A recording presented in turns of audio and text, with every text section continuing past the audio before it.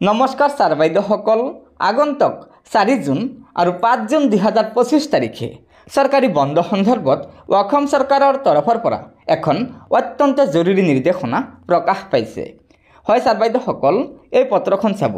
এই পত্ৰখনৰ জৰিয়তে জনাইছে যে 1 জুন 2025 তাৰিখৰ কাৰ্যালয় পত্ৰ অনুসৰি হাইলাকান্দি, কাছৰ আৰু শ্ৰীভূমি জিলাৰ বিভিন্ন অঞ্চলত ধাৰাবাহিক আৰু ব্যাপক প্ৰচণ্ড বৰষুণ অব্যাহত থকাৰ লগে লগে প্ৰতিকূল বতৰৰ সম্ভাৱনাৰ ওপৰত বতৰ বিজ্ঞানৰ শেহতীয়া পৰামৰ্শ অনুসৰি এই পৰিস্থিতিয়ে বানপানী, যান-জঁট আৰু বৰষুণ সম্পৰ্কীয় অন্যান্য বিপদৰ দৰে সম্ভাৱ্য বিপদৰ সৃষ্টি কৰিছে, যিয়ে বিশেষকৈ বিদ্যালয়লৈ যোৱা ছাত্ৰ-ছাত্ৰী আৰু কৰ্মচাৰীৰ সুৰক্ষাক প্ৰভাৱিত কৰিছে।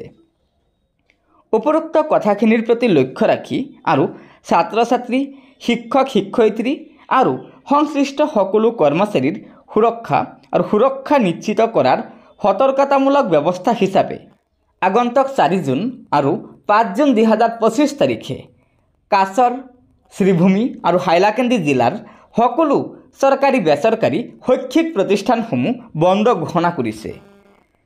এই আদেশ হাইলাকান্দি, কৰিমগঞ্জ আৰু শ্ৰীভূমি জিলাৰ সকলো বিদ্যালয়ৰ বাবে প্ৰযোজ্য হ'ব। গতিকে ছাৰ বাইদেউসকল, এয়া নিশ্চয় ৰাজ্যৰ শিক্ষক, কৰ্মচাৰী আৰু ছাত্ৰ-ছাত্ৰীসকলৰ বাবে অসম চৰকাৰৰ এই 3খন জিলাৰ জিলা প্ৰশাসনে গুৰুত্বপূৰ্ণ নিৰ্দেশনা জাৰি কৰিছে। গতিকে লগৰ বন্ধুবৰ্গক ভিডিঅ'টো শ্বেয়াৰ কৰি আজিৰ এই গুৰুত্বপূৰ্ণ খবৰটো জনাই দিব আৰু নতুনকৈ অহা ছাৰ বাইদেউসকলে অনুগ্ৰহ কৰি আমাৰ এই চেনেলটো ছাবস্ক্ৰাইব কৰি ল'ব। ধন্যবাদ।